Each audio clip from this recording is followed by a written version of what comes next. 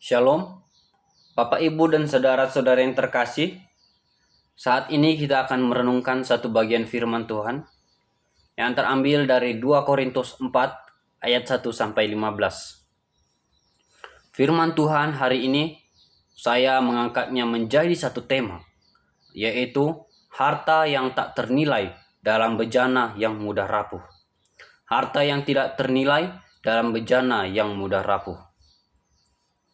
Saudara-saudara yang dikasihi Tuhan, perenungan firman Tuhan hari ini berbicara tentang harta rohani. Jika berbicara tentang harta, pasti yang terlintas dalam pikiran kita adalah kekayaan, adalah uang yang banyak, adalah hidup yang hedonisme atau hidup dalam kesenangan. Di dalam KBBI, arti harta itu adalah barang. Dengan kata lain, uang yang menjadi kekayaan. Tetapi juga arti harta yang lain adalah kekayaan yang berwujud dan tidak berwujud nilainya. Nah, saudara yang terkasih, sekali lagi bahwa harta itu menuju pada hal-hal materi, yaitu uang yang banyak. Kekayaan yang banyak, mobil yang mewah, rumah yang besar, bahkan barang-barang yang mahal, sehingga orang menikmati harta bendanya dengan bersenang-senang. Saudara-saudara, ada orang yang mengatakan bahwa ketika memiliki harta yang berlimpah, pasti hidupnya bahagia.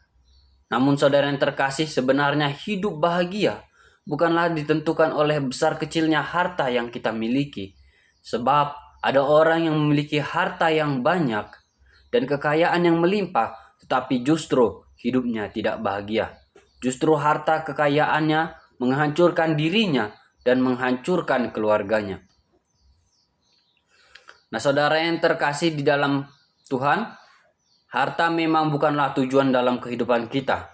Sebab yang paling penting adalah ketika kita memiliki harta, dan pertanyaannya, dari mana harta yang kita miliki itu?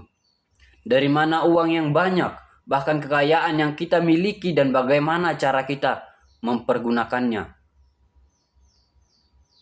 Mari kita melihat harta dalam bejana. Dalam bacaan kita ini bukan sekedar harta duniawi, bukan sekedar harta jasmani, harta materi, tetapi ini adalah harta rohani. Saudara yang terkasih, dalam kitab Korintus ini dituliskan oleh Rasul Paulus kepada orang-orang di Korintus. Yang dikatakan memang kota Korintus adalah kota yang besar, kota pelabuhan, kota perniagaan, dan kota perdagangan yang ramai. Sehingga banyak orang yang keluar masuk dari kota Korintus. Ada banyak juga ajaran-ajaran filsafat yang mempengaruhi kehidupan mereka. Saudara-saudara yang terkasih, Rasul Paulus memulai suratnya, dia memberikan penguatan, memberikan semangat kepada jemaat Kristen agar supaya mereka tetap setia, mereka tetap bertahan dalam iman mereka sekalipun ada ancaman, ada goncangan, ada pergumulan.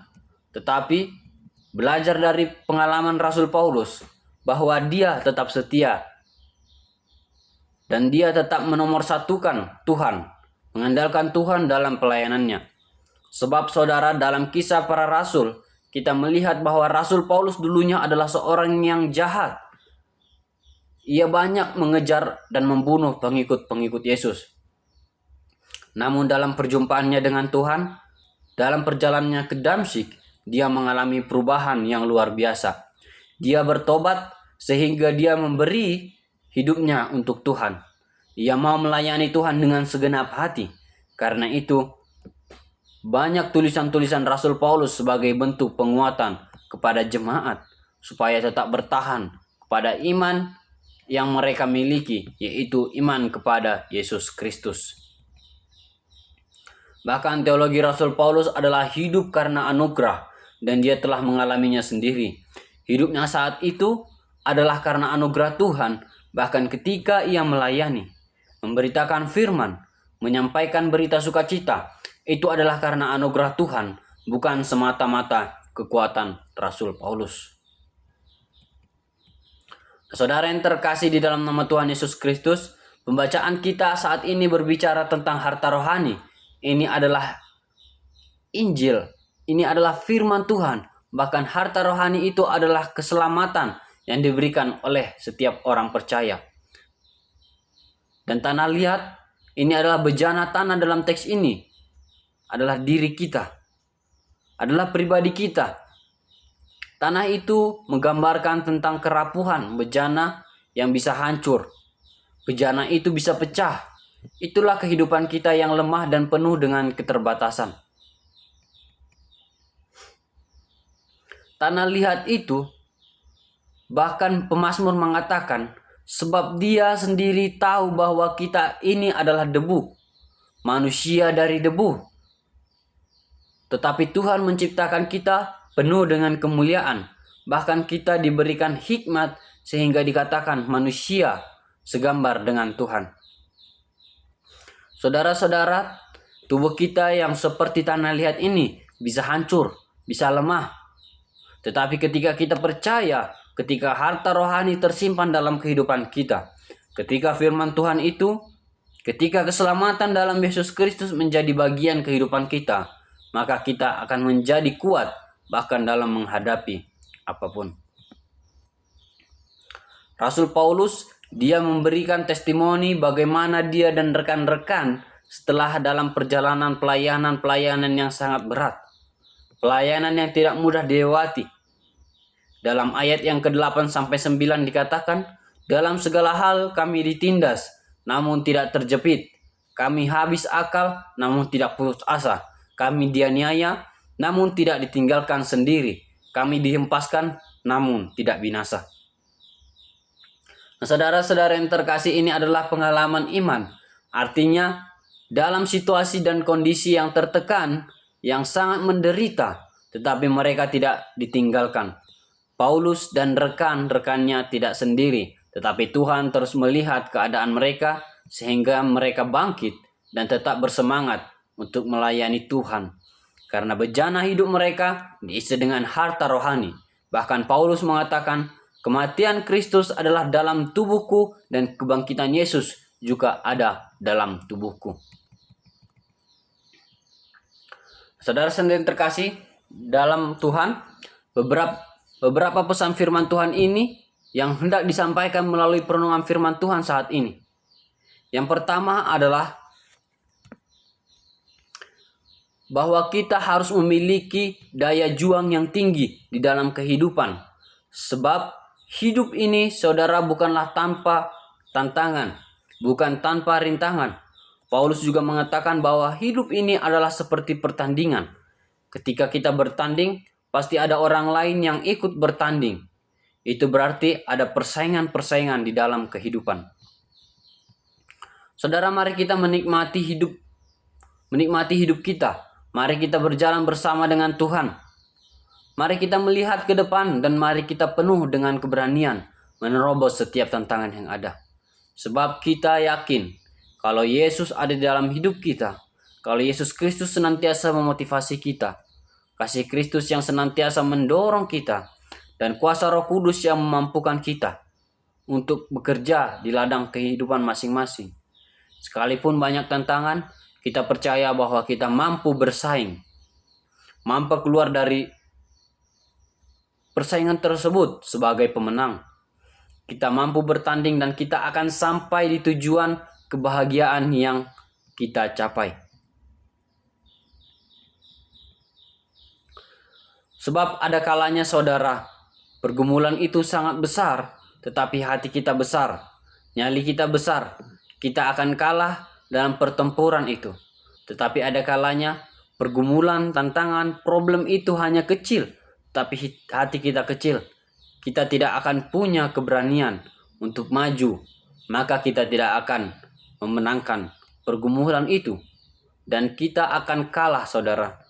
Tetapi belajar dari Paulus yang penuh semangat, apapun tantangannya yang ada di dalam hidup, kita jangan pernah berputus asa, karena hidup kita berjalan ke depan, bukan berjalan ke belakang. Kemudian saudara yang terkasih, yang kedua juga kita harus bersemangat untuk melayani. Sebagai hamba Tuhan, bukan berarti tanpa persoalan. Walaupun banyak orang yang menjadi hamba Tuhan karena sebutan hamba Tuhan itu kedengarannya sangat rohani, sangat indah. Tetapi menjalankan tugas sebagai hamba Tuhan tidaklah mudah. Ada banyak rintangan dan hambatan dalam perjalanan. Tetapi belajar dari Paulus yang memiliki keberanian dan memiliki sifat yang betul-betul berserah kepada Tuhan. Karena ketika kita melayani Tuhan yang telah memanggil kita, Tuhan yang mengurapi, memutuskan kita, dan Tuhan yang mengutus kita seperti Daniel yang ada di gua singa, yang tetap dilindungi Tuhan karena percaya sepenuhnya kepada Tuhan. Saudara, inilah pelayanan. Inilah tantangan kita ketika kita mampu penuh dengan hikmat berserah kepada Tuhan, penuh hikmat dan penuh ketulusan, maka tidak ada yang mustahil. Tuhan akan menolong kita supaya tetap melayani, sekalipun kadangkala tidak ada jalan keluar menurut pandangan kita, tetapi Tuhan akan selalu memberikan jalan keluar dan solusi dari setiap persoalan-persoalan yang kita hadapi. Dan kita yakin bahwa tangan Tuhan begitu kuat untuk menopang hidup kita. Karena itu saudara, mari kita menjadikan pribadi kita sebagai bejana yang baik dilihat orang lain. Bejana yang di dalamnya tersimpan harta rohani yang indah, sehingga dalam kehidupan kita mampu memberi warna, memberi rasa, memberi semangat dan memberikan sukacita bagi banyak orang. Sehingga harta rohani, firman Tuhan, keselamatan bukanlah cuma menjadi bagian hidup kita, tetapi juga dapat kita sampaikan kepada orang lain. Bisa dilakukan oleh orang lain, dirasakan orang lain.